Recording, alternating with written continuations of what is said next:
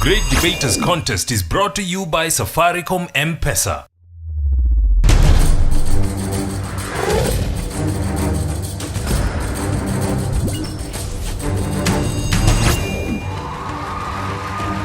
Welcome to yet another epic edition of the Great Debaters Contest. I am your host, Mariam Bishar. And I am Austin Nyambok. Today we ask if parents should be allowed to defy the laws of nature and choose the sex of their children. Proposing the motion, we have Loreto Limuru, and they have told their opponents that chacun pour soi et Dieu pour tout, which means everyone for himself, but God for us all. As on the opposing side, we have Makueni boys who have simply stated that their sweaters may be red, but they bring the fire. So let's see who's the greatest debater. The first proposer, you have 3 minutes. Life is full of choices. And the most fundamental choice should be the selection of the sex of a child. Now, in this context, a child is an unborn baby, while a parent refers to the person who has the rights and the legal guardianship of a child at birth. And sex here is the biological genitalia of a child. Since time immemorial, African communities and a section of the Hindu community have been known to abort the children that are born female. Why? Because they prefer the males. The case is same in China. They abort the females. Now, which is the lesser evil? To allow me to abort a child, or to give me the go-ahead to select and determine the sex of that child? In doing this, you will be reducing the cases of children being abandoned, the cases of children being killed, and the cases of selective abortion. Now, selective or sex selection allows the parent to alleviate from gender-linked diseases. A good example being child syndrome. If I'm married to a man who carries the gene of child syndrome, unfortunate for me, if I give birth to a female child, it is proved that child will have child syndrome. Trust you me, it is not easy to bring up such a child. As a mother, it is the joy of parenthood, of every mother, to bring up a child that you love, you adore, and you hold close to your heart. A child who lives an easy life, not a child who's sick, yet you know you had the chance to prevent that child from suffering in that disease, child syndrome, hemophilia. It is not fair. Give a child a good life by determining the sex and ensuring some of the sex-linked diseases are not going to get to the child. Now, sex selection allows a child and a mother to bond. Since the day it's in the womb to the 9 months, it will be carried. In doing this, the mother will be able to give it a name early. You speak to your child in the womb using its name. How wonderful. Also, you will be able to buy clothes for the correct sex of the child. You know it's female. You know it's female, so you buy the female clothes. And you'll be able to decorate the nursery to suit the sex of the child. Then why not?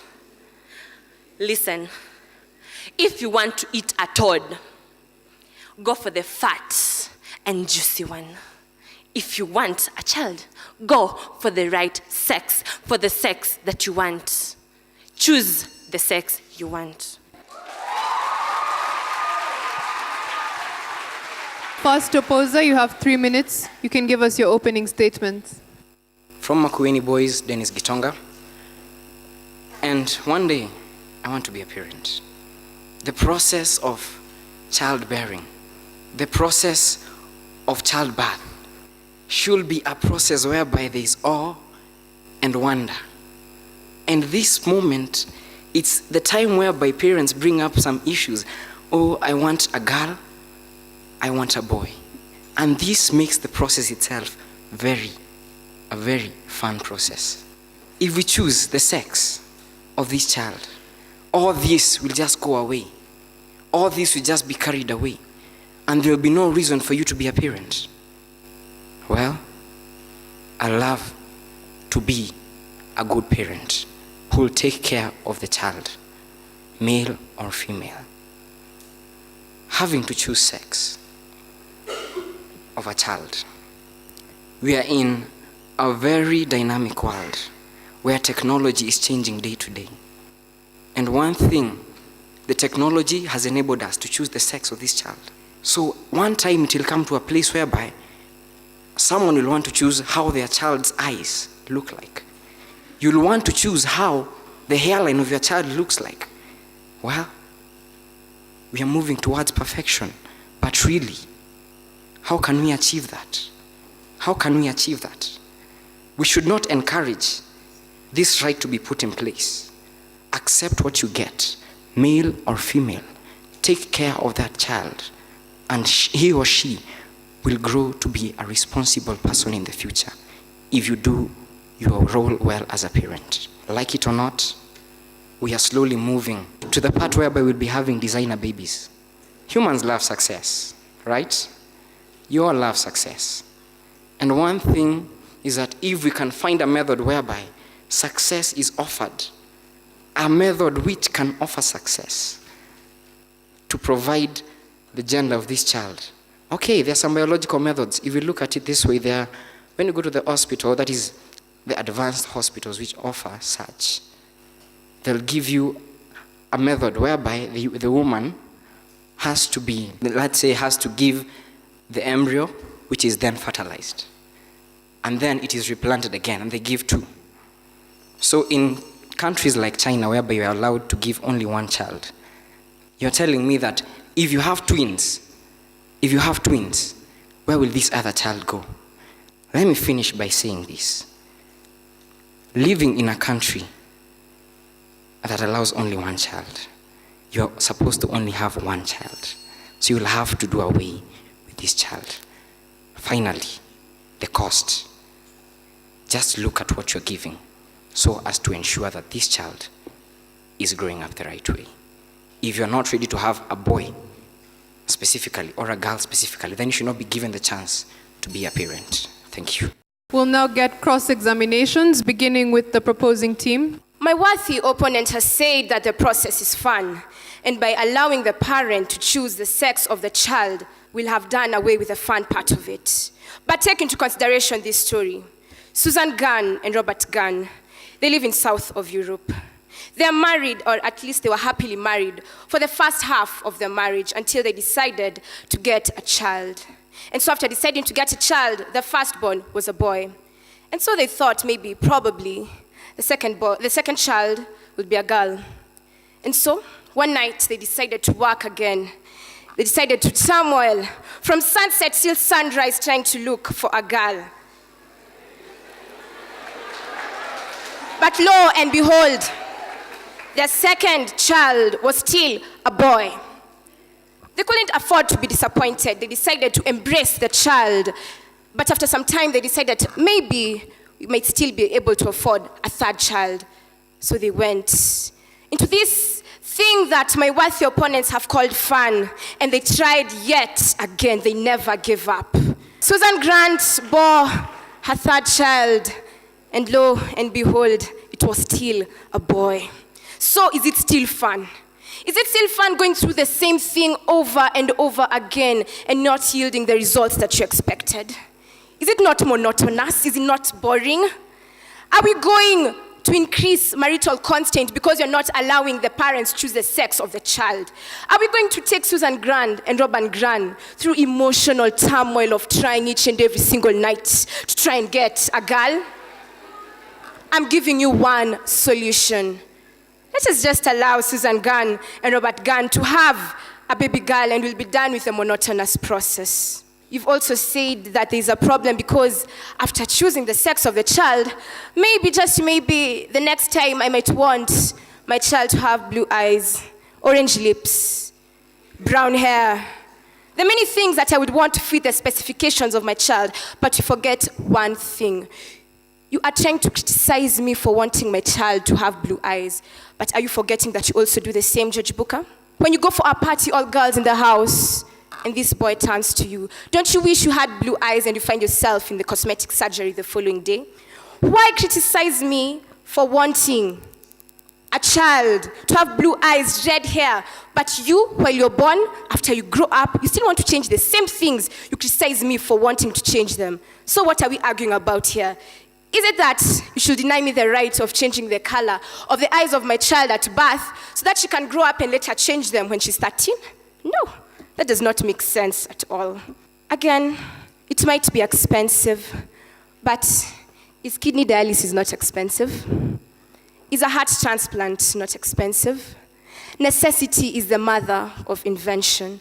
Trust you me, even if it's expensive, man will work day and night to make sure they have that money. So let's not talk about expenses here. And I'll end by saying this. Life isn't about finding what you love, it's about creating it. So come with me, let's create children. Thank you.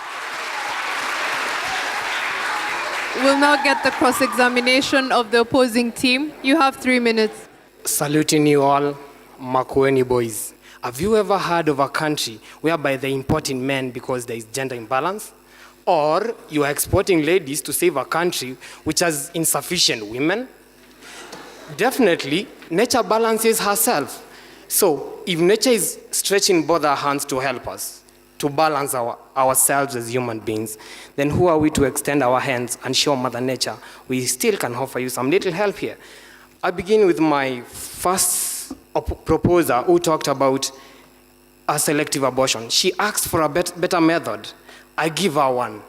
You can adopt the child to somebody else. For Christians like me, have you ever tried to imagine this? If Moses' mother did not adopt him to Pharaoh's daughter, I don't think there would be a Bible. I wouldn't have a faith. I wouldn't have anything to base on. Moses told me I was created. Moses told me that God loved me. God started saving me. So if he wasn't adopted somewhere else, then where would I be? An atheist. She also came up very strongly to talk about selecting gender being a fundamental right. And I would like to ask her, just to remind her that fundamental rights are the rights that you can do without. It's core. How many people, how many parents have died just because they don't have a son or a daughter? Actually, I was not selected and I was born. And my parents haven't died. So, basically, it's not fundamental because with or without it, human life continues, still in undisrupted procedures. Then you talked about preferences.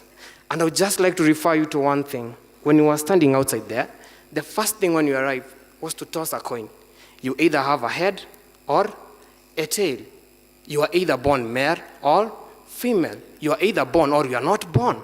So, basically, there are some things that you don't choose.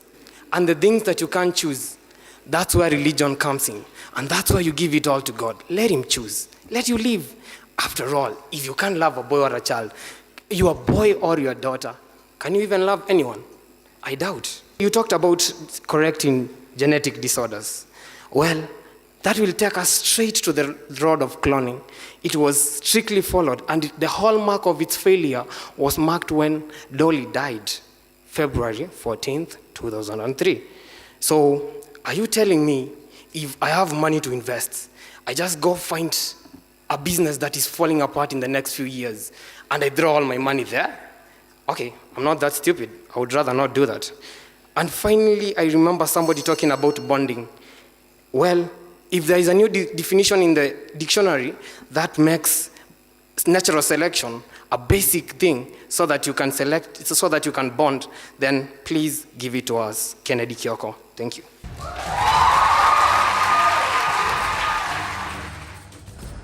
Mama napiga simu kutoka simu ya jamii. Nafurahi na kuichukua. Ni aje mami? Aniambia watoto hawana chakula huko nyumbani. Na wewe ushapata kazi huko mjini. Mwenda tezi na omo, marejeo ni ngamani. Niliposikia hivyo nilienda nje kwa rafiki. Nilimwambia nisaidie, nina shida. Niko mjini, mama anahitaji pesa. Na nauli, mimi sina hizo hela. Alicheka akaniambia nisipatwe na shaka. Akawasha simu na akasema M-Pesa. Take part in the M Challenge by sending your short song, rap, or poem about Safaricom M-Pesa on WhatsApp, and you could win 1,000 shillings in Safaricom airtime.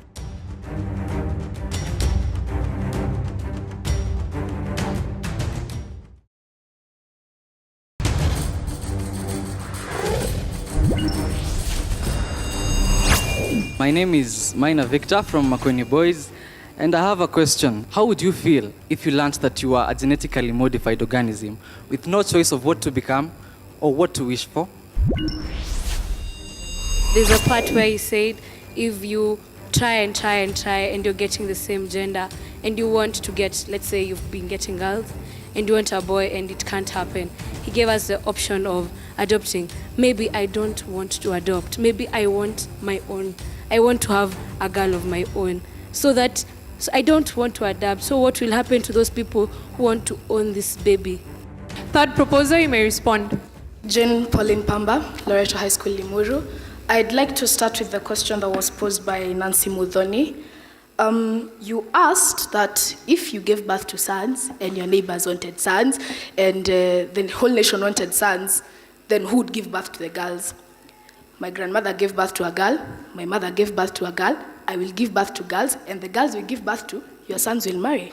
Choosing the gender of your child, this process, whether you're using the timing method, like the Shuttles method. It was brought about by the Landrum B Shuttles, who said that if you have sexual intercourse close to ovulation, there are higher chances of getting a boy. If you have sexual intercourse like 2 to 4 days to ovulation, you have the higher chances of having a girl because the Y chromosome is faster, yes, but dies faster. There are more natural methods of choosing gender other than just the technological method. And the scientific method, actually, it contributes to the revenue of the country because the money that they pay to choose the gender of their child, the government gets the revenue, they get to build the economy of the country. Then the infrastructure is built, the economy rises, everybody gains. Yeah. And it is also actually... everybody can be able to access it because even the timing method is accessible to everyone. It's cheap, it's free. When you step out into the fog of reality, either two things happen. You either step on solid ground or you learn how to fly. Everyone is afraid of change. What happened when the liver transplants came about? Everyone was afraid. They were like, oh God, I would die. Or like, oh God, kidney transplant. Oh God, heart transplant. What if my blood doesn't get in through? But then look at what it's done for the people who are alive now because of those transplants. The Mater Hospital, it came about, it's brought job opportunities too. Okay, when the trains first arrived, people thought they would go so fast, the air would be sucked out of their lungs. But they're still using them anyway. And people are frightened of what they think is new and is shameful to the society. Okay, this is said by Stuart in the UK, but we should all be able to embrace change. What science revolution has brought for us, nothing else would have brought for us. Nothing else. The reason you're here is because of science. Thank you. Let me tell you something. Nature balances itself. If you are here, you have sons only. Someone else somewhere has daughters only. I think that is perfect balancing. There is nowhere you want to tell me you are solving gender imbalance by using scientific techniques that don't even guarantee 85% efficiency. About Moses, so who am I to counter God anyway? It is in the biblical books. But then, in Moses' case, his mother was trying to get somebody to look after him. She wasn't after any female child. She wasn't after anything of the sort. I want to also inform you, dear members of the debate house, from a religious point of view, quoting from the accounts of creation, it is evident that it wasn't God's plan for man to be a co-creator with him, but he said man to be a procreator. You procreate what he has already put up. I know the genesis of this. When the serpent fooled Eve into taking the forbidden fruit, he said to her, eat the fruit and you will be like God. What does that mean? It wasn't God's initial plan for man to be like him, but science has deceived our minds into thinking that we can be like God. We can make human beings like he does. You know, God is fair enough to give you what you deserve. Let's make the world the little Eden it used to be. Your faces, ladies and gentlemen, as I can see, betray the guilt in you. How can you stand against the man who owes your life? Now, once again, choosing the sex of your kids. is technically possible thanks to the advances in fertility treatment. Unfortunately, today's sex selection options are not perfectly effective, as I mentioned to you, affordable, or even available in some places. Moreover, the most accurate methods are even the most expensive. Come on, if you are telling me to go and get a child for 1.7 million, yet I can do it naturally, get a more healthy child without pain, there's no point there. Now, my opinion is that it is a gift from God to get a baby, whether boy or girl. We should be grateful and happy when we can hold a baby in our name and claim to be our fruit, not our production. Joel Muwa, once again, thank you all. Closing arguments. The proposing team, you have 1 minute. We simply are refusing to accept that parents should be allowed to choose the sex of their children because it is unethical. But what is ethics? It's not a matter of what I feel or what you feel. It's not a matter of being associated with religion. Ethics is what is right or wrong. And as we've said, there is nothing wrong with choosing the sex of their children, of your children. You're simply giving your children a better life. Let's stop being afraid. Let's embrace change. The same way you embraced the flat screens and did away with the cathode ray tubes. The same way you left all the other phones and chose the touch screens. Let's stop being afraid of change. Let's move on. Thank you. Opposing team, you have 1 minute. Ethics are not about what we feel, but what we feel determines what is right or wrong, whether we feel for it or we feel against it. It's human.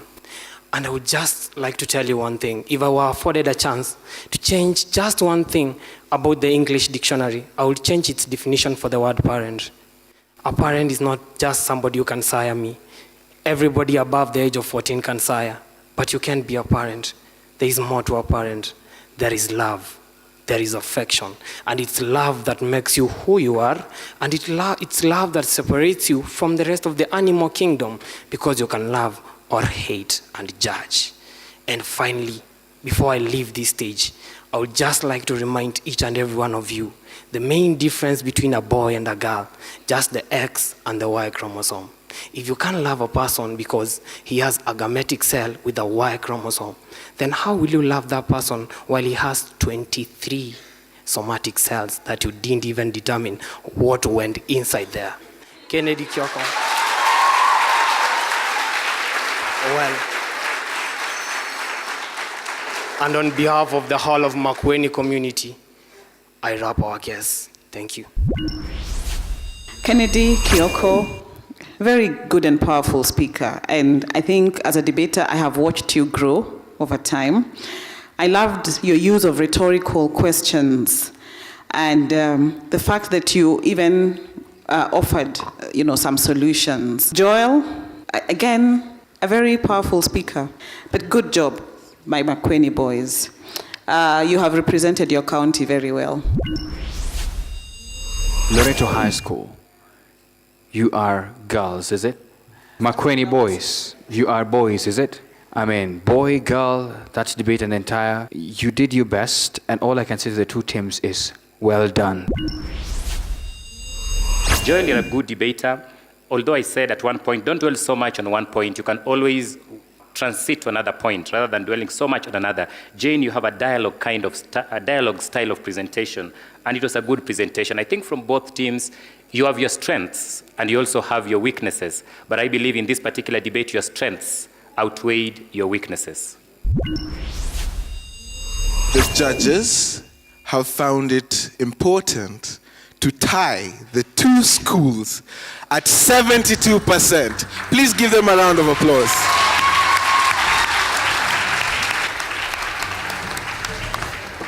Bravo to both of them, and we hope to see more debates like this and at this level. Thank you, Makueni, and thank you, Loreto High School. So from us at the Great Debaters Contest, I am your host, Austin Nyambok. And I am Mariam Bishar. Keep watching for more great debates.